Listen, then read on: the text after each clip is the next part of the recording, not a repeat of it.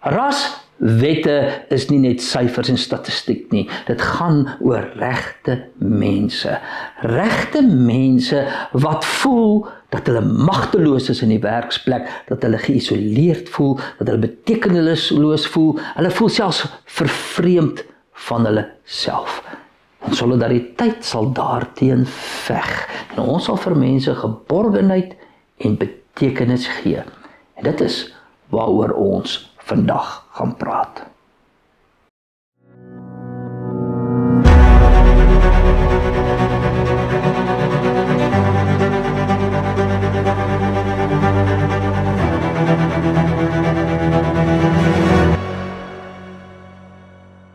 Een paar maande gelede het ek 'n familielid by die hospitaal besoek.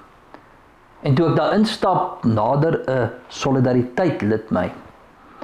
En ek kon dadelik sien, iets is nie lekker nie. Hy het bleek gelyk, ongelooflik gespanne. En toe begin hy met my gesels. En dit is asof daar 'n damwal oopgebreek het by hom.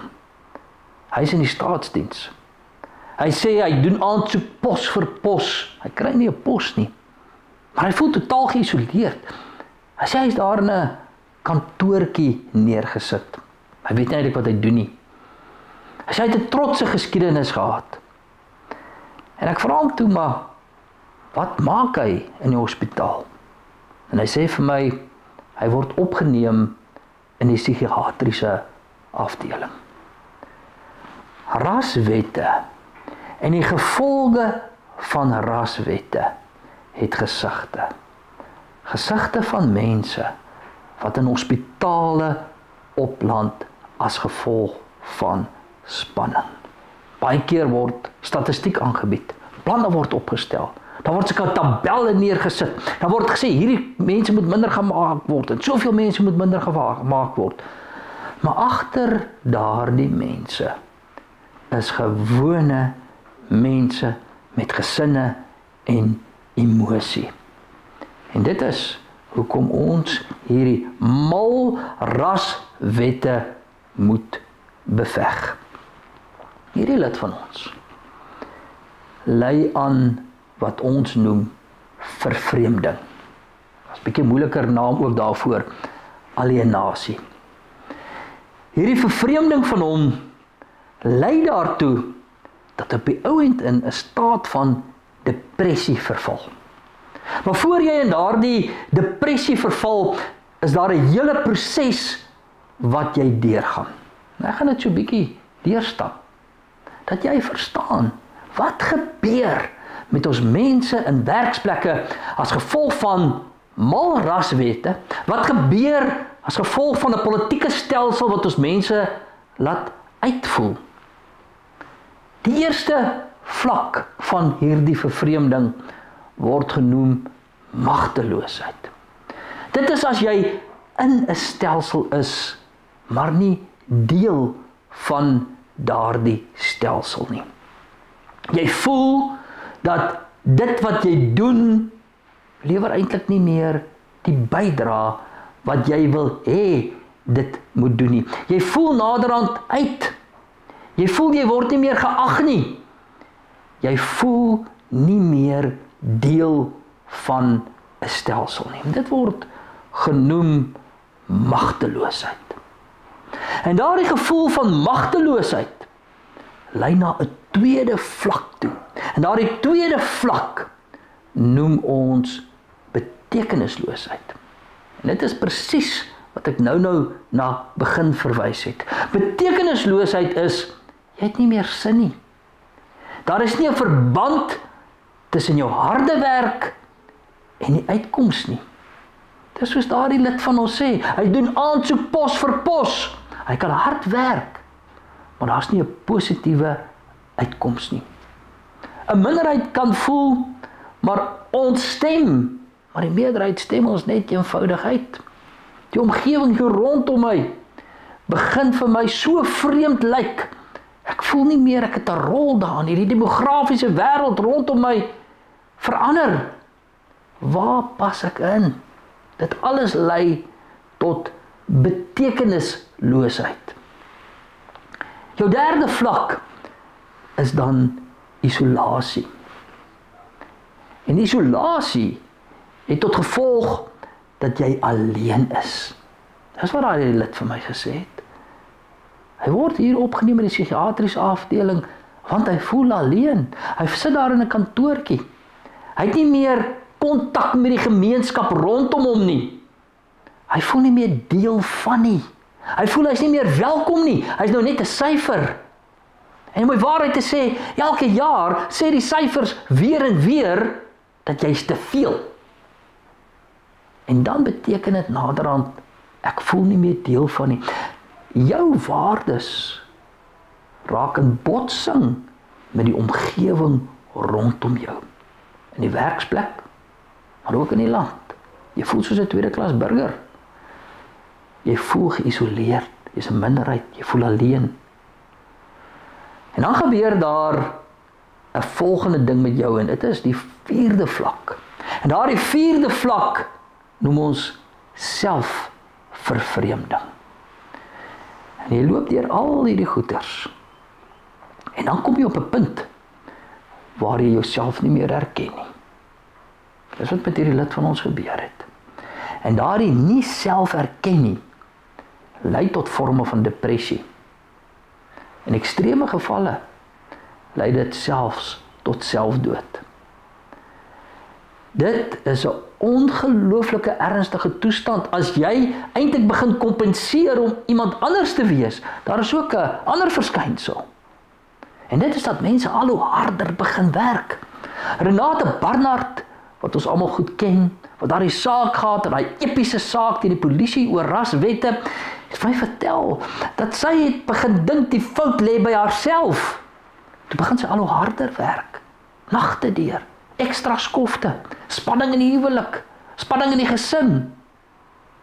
Want ek probeer myself oortuig dat ek iets moet doen. En ek begin naderhand self skuldig voel. Dit is selfvervreemding.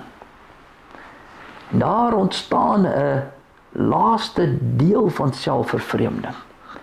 En dit is dat jy later selfs vervreemd kan raak van God.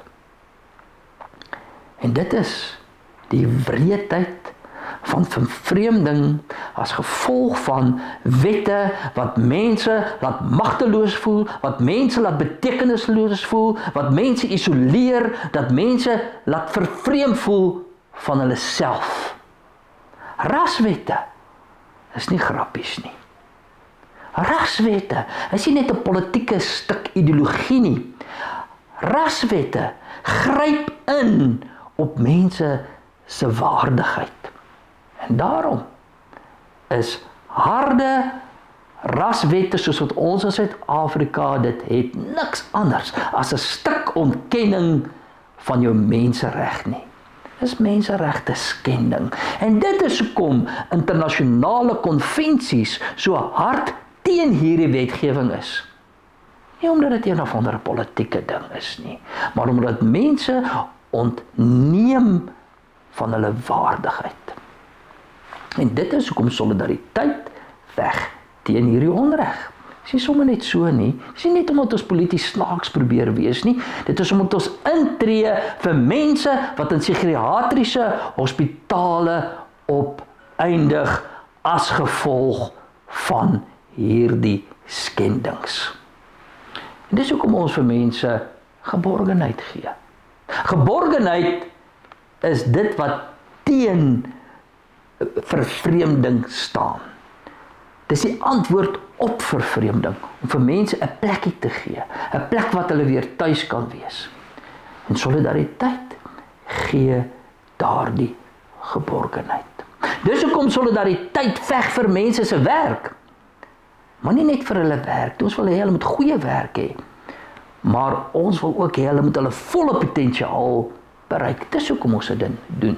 Dis hoekom ons seker maak dat daar goeie opleidingsfasiliteite is vir jong mense. Dis hoekom ons bou aan akademia. Dis hoekom ons bou aan Soltech en Bo-Karoo opleiding. Dis hoekom ons seker maak dat die SOS sorg dat ons kinders goeie opleiding kry. Want ons wil hê hulle moet betekenisvol kan werk. Ons sal dus die onreg veg, maar ons stel mense ook in staat om betekenisvol te kan werk. Maar ons gee vir mense ook 'n gemeenskap. Die solidariteitsgemeenskap. Die groter gemeenskap van die solidariteitsbeweging. Binne die groter Afrikaanse taal en Afrikaner kultuurgemeenskap. 'n Stuk geborgenheid. In die week is jy totaal vervreemd. Dalk in jou werksplek, die politiek van die dag. Maar as jy by ons is, dan gee vir ons vir jou 'n plekkie. Dis amper soos Harley Davidson, die motorfietsmaatskappy. Hulle het gesê, mense stoei elke dag met verskillende uitdagings, maar naweek as hulle op hulle Harley klim, dan beleef hulle rou vryheid. Selfaktualisering, selfverwesenliking op die motorfiets Saterdag of oor die naweek. Dis wat ons is. Ons is daardie plek vir jou waar ons vir jou kan help om verwesenlik te word. Waar ons vir jou plekkie gee, waar ons vir jou geborgenheid gee. By solidariteit en die groter solidariteitsbeweging gee ons ook betekenis. Betekenis in die sin dat ons bou aan 'n toekoms vir die volgende geslag. Ons sê vir hierdie spul, bokker julle raswette, bokker julle politieke diskriminasie teen ons sal vir ons 'n toekoms skep. Dan gee ons vir mense ook betekenis. Betekenisvolheid staan teenoor selfvervreemding. As jy by solidariteit is, dan bou jy 'n universiteit vir 'n volgende gesag. Jy bou 'n Soltech. Jy bou 'n BKO.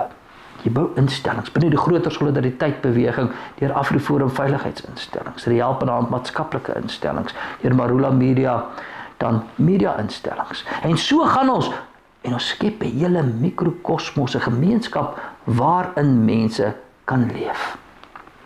Want ons wil nie hê dat ons lede moet beland in 'n hospitaal as gevolg van vervreemding van die omgewing teen hulle nie. Ons sal veg met alles wat ons kan daarteen. Ons is aan julle kant.